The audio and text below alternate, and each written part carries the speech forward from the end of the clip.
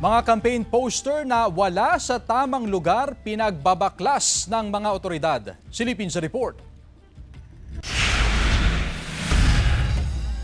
Pinagtatanggal ng mga tauhan ng COMELEC Kalasyaw ang mga campaign poster ng mga kandidato sa national positions na nakapaskil sa hindi common poster area.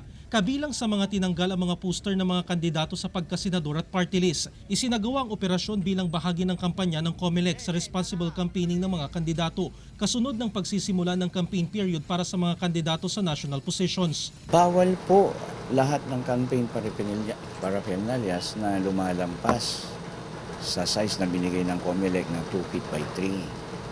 At sila lang po ay pwedeng magkabit sa mga designated na campaign poster areas. Una nang iginiit ng COMELEC na tanging sa mga itinalagang common poster area lamang maaaring magkabit ng campaign materials, alinsunod na rin sa inilabas na panuntunan ng poll body. Sa Baguio, pinangunahan ng City COMELEC Office kasama ang mga pulis, DPWH at DENR ang pagbabaklas ng mga campaign material na nagkalat sa lungsod. Hindi pinatawad sa Operation Baklas ang mga campaign poster na nakapaskil sa mga pampublikong lugar. Sa bayan ng Paniki sa Tarlac, pinagbabaklas din ang mga tarpaulin ng mga national candidates. Tinanggal ang mga poster na nakasabit sa mga poste ng kuryente. Ang ilan, sinukat pa ng metro upang matiyak na sumusunod ang mga kandidato sa itinakdang sukat ng campaign posters.